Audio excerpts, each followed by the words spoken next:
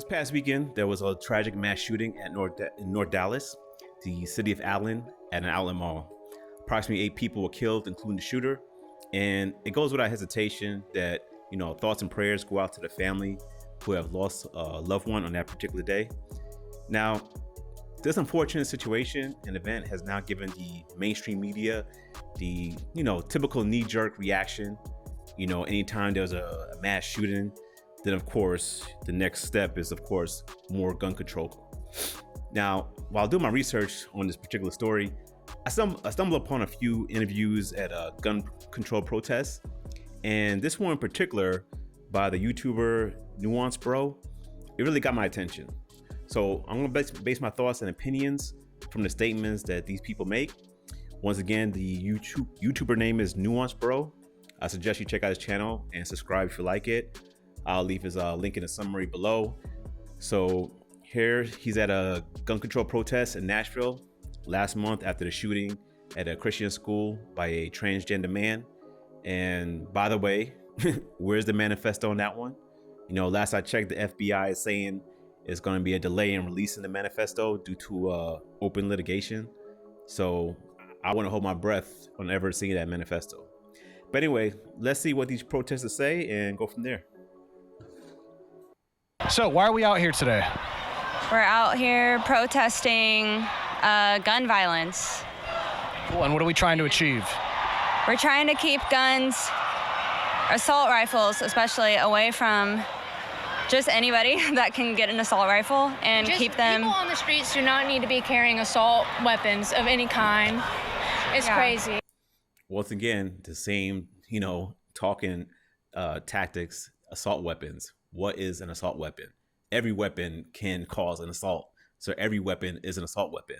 These people have to specify what are they talking about because they're just going by what the media says. You say a triggering word like assault, people's like, oh yeah, that's bad. We got to get rid of it. So these people don't realize what they're saying is remove the Second Amendment, pretty much. They just don't realize it. That's why you need to be educated on this and not go by your emotions. To me. Yeah, they're made for war. They're not made for just anybody to be able to buy one.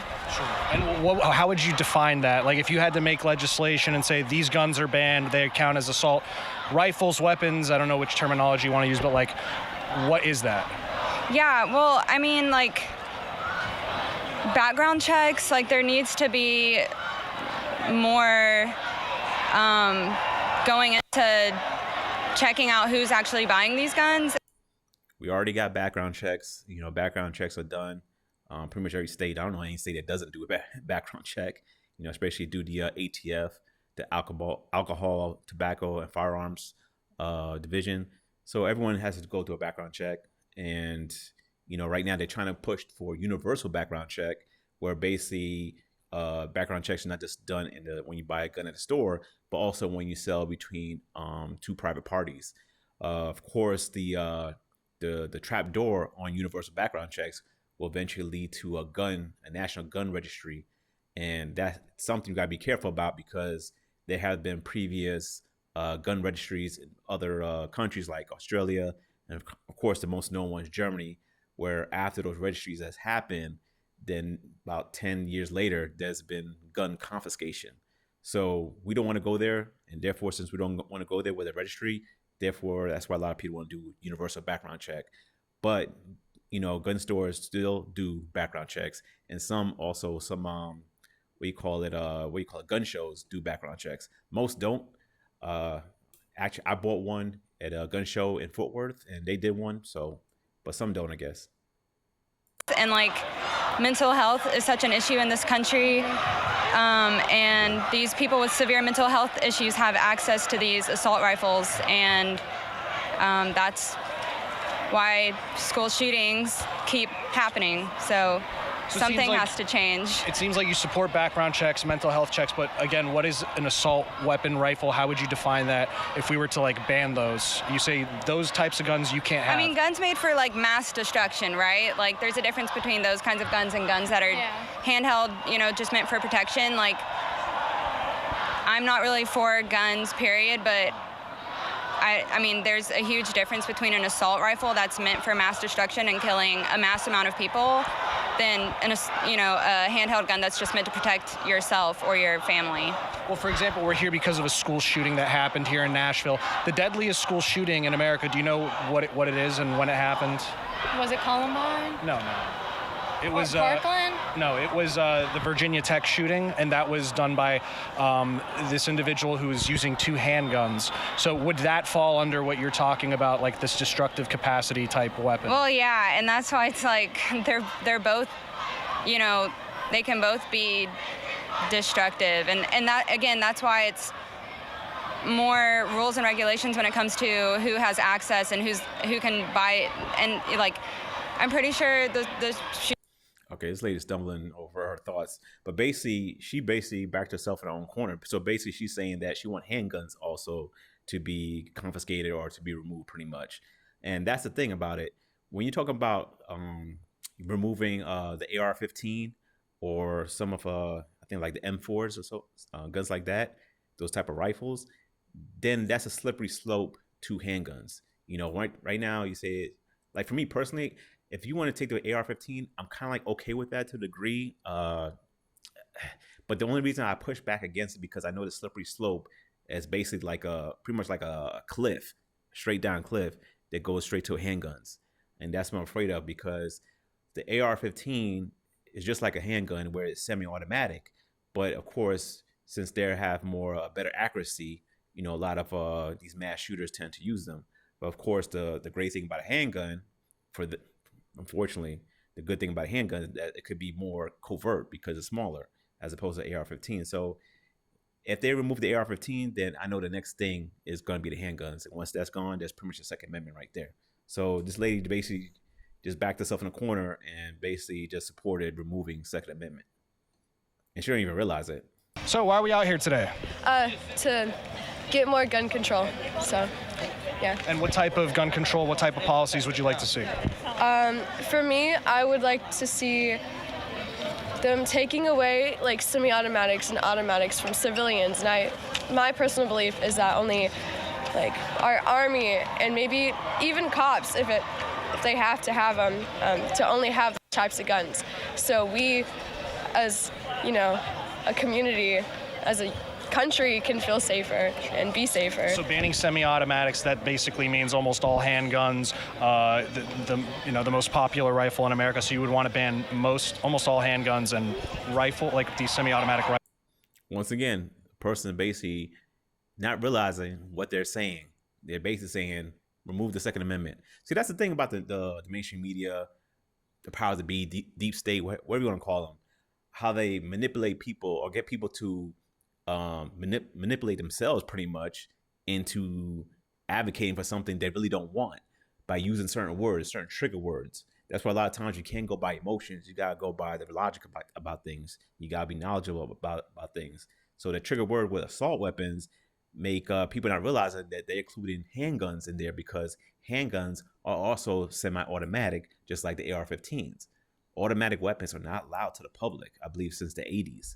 So they're not realizing by including semi-automatic weapons, they also talk about handguns. Therefore, they're talking about all guns. Therefore, removing the Second Amendment. Rifles? Yes. Yeah. So even though those are the ones that are primarily used for self-defense in this country, you'd want to ban all handguns. It seems like the courts have actually come out against that, saying that's unconstitutional to ban handguns. So how would you effectively fight against something like that? Well, when our Constitution was written and our amendment saying that we have a right to have guns, it was back in the day when we had muskets and we could fire one bullet at a time. And that is enough to protect you. I hate when people bring this up about the whole thing about, oh, well, when the Constitution was written back then, it was for this. Duh, of course it was for back then, but the concept remains the same. Just like the First Amendment. First Amendment was basically relating to people having free speech, and people were just basically able to talk within like the church to others. Maybe put something in, I don't know, you put a letter in a jar, put it in the water, and I don't know, 2 months later, someone will get the letter. Now we have social media where everything's going at a quicker pace. Now we have 24/7 news. So we adjust also our First Amendment rights as well, because our free speech is basically going at a faster pace than how some people think.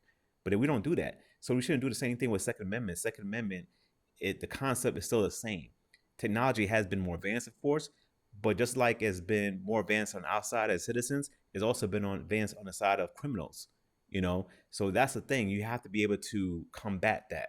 You can't be protected by having a musket when the other person has access to, a semi-automatic handgun. Now, I understand some criminals can have access to Uzis that are automatic and so forth, and we're not trying to go there, but you want to be able to have a fighting chance, and a musket is not going to give you that fighting chance. So when people go back to that, then and that's the case, let's go back to slavery. I mean, I'm just saying, man, people keep going back to the past and like, that's what it meant back then. You got to take things based on the context when it was written and the concept of what they're talking about. It's about the overall picture of the situation, not just based on what was back then, but the spirit of the amendment, the spirit of the right and privilege. That's what it's all about. Fast forward to another person real quick here. So why are we out here today? We're out here to end gun violence, and we want our legislatures to actually listen to us. I have 3 boys in Metro Nashville, PS, public schools, and I have one son who's on the West End, who's 11, and he was only 13 minutes away from Covenant. I also have 2 boys that are in East Nashville, a 9-year-old and a 5-year-old, so 3rd grade and kindergarten. And I had people texting me to ask if my kids were okay before I even knew what happened, So scrambling as a parent to see if it's your school. And the frustration and anger with a legislature that won't hear our voices. Like, I'm so thankful for Representative Justin Jones and Gloria Johnson and Heidi Campbell, who are standing with us and listening, because we're out here wanting our voices to be heard. And it's really powerful to be a part of this. This is our second she seems very heartfelt. Let's see, she's really knowledgeable about the situation because she seems like she's going by the emotion of things. And that's understandable. She's a mother. She says she has some boys, I think 2 or 3. So that's understandable. But that's the thing I noticed. If you look in the background, like even the previous 2 people or group of people that he spoke to, a lot of these people at these protests, I noticed are women. It's okay to have a woman at a protest. I don't mind. I mean, it's understandable if they're bothered by something and they want to advocate for something. That's cool. But I really want to hear some logical type of stances, in opposition to get more control for having guns and so forth. Everything is just based off emotions. And we know a lot of these legislations and a lot of these legislators, they try to feed off people's emotions in order to get their particular agenda passed. So I want to hear something logical. Let's see if she says something here. Rally. We came last Thursday, and it's just good to know that we're not the only ones that are fed up with this, Sure. What kind of policies would you like to see enacted? I think the most hopeful one right now is the red flag laws, especially if they're at least considering it. I heard that one senator was. Red flag laws don't really do too much. I mean, to some degree, for what I read with red flag laws, is that the pitfall with them is that it puts you as a citizen, as a person, a law-abiding citizen, of course, that has a right to own a weapon. It puts you beholden to other people. So, for instance, if your girlfriend or your significant other is mad at you, whatever, they could basically make a call that would make them put out a red flag law on you for obtaining a gun or something like that. And that's very unfair because it's unsubstantiated. We don't know if this is actually, correct that you are not stable and therefore there's a red flag on you. It could just be by the other person that just basically don't want you to own a gun. So red flag laws do have, some pitfalls to them. The essence of it is okay, but I don't think we should have more. Maybe we should have more of a more in-depth type red flag laws. Some things that has, more parameters on it to restrict people that actually are mentally unbalanced at a particular moment from obtaining a gun. I believe in that, but not something that could be very, flimsy where, someone's mad at you and they could just make a call and boom, you can't get a gun. It shouldn't be like that. I think that's a start. I definitely think we should ban assault rifles. I don't think that anyone needs those. And I think those are two strong ways to start, you know? So when you say assault rifles, a lot of people seem to have misconceptions about what that means. What does that mean to you? I mean, to me, it means the AR-15. I don't know a lot about guns, but I know that the majority of the mass shootings have been done with AR-15s. Yeah? Okay. So most of them have been done with handguns. In fact, I believe the deadliest shooting in America was the Virginia Tech shooting, where 33 people lost their lives, if you include the shooter, and that was done with 2 handguns, for example. Right. Well, I still think... See, a lot of people think the AR-15, because the AR-15 has been built up to be a deadly looking weapon because it's so long. And the thing about AR-15, I fired it one time. Yeah, I think one time at a gun range. It's very accurate. You know, obviously I need to fire it more times to get even increase my accuracy with them. But it's very accurate. Of course, you can't conceal it as easy. But if you really want to be a sharpshooter, the AR-15 is very good for that. And it's good for hunting. It's good for other things, sharpshooting challenges and stuff like that. You know, people do take that on as a hobby. So the AR-15, but the thing about AR-15, once again, it's semi-automatic. It does have a high magazine capacity. I think it's like 30, something like that. I know regular handguns could go at like 15 or something like that. But it doesn't have a higher capacity. So that's the only thing about it as opposed to a regular handgun. But like I said, the media had just built up the AR-15 to be the kind of like the devil of all guns. But they use that as a ruse to get people to give up their handguns, which eventually gives up your Second Amendment right. That's a trick, and a lot of people's falling for it. I think that we can have stronger gun laws about having those guns in the hands of people. And we definitely shouldn't lower the age to 18. That's stupid. So, I mean, you can talk all you want about the assault rifles and that argument, and I understand it because I honestly don't know that much about guns. But I do think that we can definitely have red flags. If mental health is an issue, then yeah, let's have laws where it's not so easy for people to get guns. Like I said, I agree with the red flags. Just add more parameters on it and make it something that's more substantiated. It can't just be like, oh, my boyfriend should not get a gun because I'm mad at him, and boom, he's red flagged. I mean, granted, it's not that easy, but still, it's pretty easy to get a red flag on somebody. Kids don't feel safe when they're in a house where they know there's guns, and my kids don't want teachers to have guns. So those are the biggest reasons why I'm here, you know? Did you see the exchange between Thomas Massey and Jamal Bowman on Capitol Hill a few days ago, where Thomas Massey responded to Jamal Bowman saying that, you know, putting guns in the hands of teachers in schools, and he gave, for example, saying the schools that have done this haven't had a single school shooting or Do you want to incident, ask my kid how he feels about having his teacher with an arm like sure, a if gun? you'd like to have Yeah, him, sure, yeah. sure. Leo, do you want to tell him how you feel? Sure. Kids do not want guns in their classrooms. It's scary because, like, having the fear, like, knowing that at any point in time there could be a person walk in with a gun that could kill many people in seconds. It's just it's a scary feeling. With your teacher having a gun, would that make you feel safe? Hold on a second. I don't like the fact that this lady brought in her son to talk on this behalf. I don't like when kids are involved. If kids want to be there with their parent, cool, that's okay. It's a protest, you know. But to have your kid involved in an interview, to have them say what they have to say, I don't like this because you feel like the kid's being used as a pawn, you know, as an emotional pawn, you know, because obviously you're gonna listen to the child because you want the child to feel safe. But everything with a child is really start between the ears, you know, and it's what the parents feeding them. And I'm sure his mother's basically convincing them that for teachers having guns is going to be unsafe for him. So he's going to feel that way based on what his mother's saying to him. No, it'd make me feel more uncomfortable and, like, make me feel more unsafe and just scared. If they put in, for example, because I was talking to her earlier about an exchange between Congressman Bowman and Thomas Massey of Kentucky, saying that he wanted to pass a bill that would allow teachers to carry in schools with proper training, et cetera. If they went through the same type of training or similar type of training as police officers and things like that, would that make you feel more comfortable that if a mass shooter did come in, there would at least be a chance to fight off that person? No. It's still, like, it's... He's gonna go by whatever his mother told him. So he's gonna be like, no, as long as teachers don't have guns, I don't even know why he's interviewing the child. It's very traumatizing for a kid to, you know, like, if teachers walked around with guns all the time, it'd probably be very traumatizing.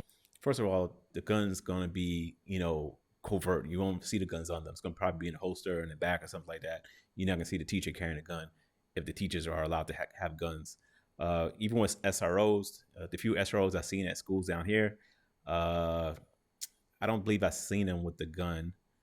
If I can recall, because I've gone to the school early to pick up my daughter a few times. I see an SRO. I can tell he's a cop, of course. He has a uniform, but I never see his gun. Like, it's not at his hip or nothing like that. I'm sure he probably keeps it in his back, like behind his jacket or inside his jacket. But you don't see it from what I recall. And I'm sure they'll do the same thing with teachers. So he's not going to see the gun if teachers are allowed to carry guns. Me personally, I'm okay with a teacher carrying a gun as long as they pass a certain amount of training, of course. And they're law-abiding citizens. And if they pass a certain training to carry it in school, like a certain amount of teachers, maybe not every teacher, but like maybe like 10% of your teaching staff that are law-abiding citizens, of course, and they pass the required classes and tests and so forth to carry the guns in school, I'm okay with that, you know, because they're not also providing their safety for themselves, but also, of course, for the children.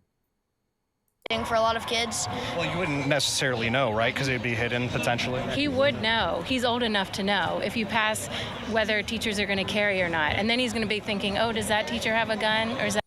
No, he won't be thinking that unless you feed that information into his head. This lady's basic. I hope he has a father at his home, man, because I can't get too mad at the mother, because I can understand if, as a woman, you could, you know, I've talked to a lot of women. I know women. I understand that the fear can basically dictate their emotions, you know, and don't get me wrong, as men, we get fearful at times, but we try our best to hold back our emotions on those fearful times, you know, and I wouldn't be talking to my child like that. You know, I would tell my child, like, look, you're going to be safe. You know, everything's going to be okay. It's going to be taken care of. Don't worry about teachers to take carrying guns. You just focus on your education. Focus on that you're learning something. So we come back home, I see you doing your homework well, you're getting good grades and so forth. Focus on that. Don't worry about anything else. You know what I'm saying? I'll make sure my kid's safe, well fed, well clothed, things like that. She's keeping this kid to be fearful. I don't even know why he's still interviewing this kid, man. It's like, come on, man. Nuance, bro. Come on. Does that teacher have a gun? And they're already setting up their schools in ways with extra security that makes it feel less safe because it feels scary, like a prison. Yeah. In this particular case in Tennessee, I don't know if you heard when the police chief was... All right, I'm going to pretty much end it right there. These people, I tell you, if you're going to protest something, please be knowledgeable on the subject. But yeah. So tell me, what do you think? After mass shooting that just recently happened, do we need more gun control? And if not, what other options or suggestions do you suggest, you know, to curb this uptick in mass shooting? By all means, let me know.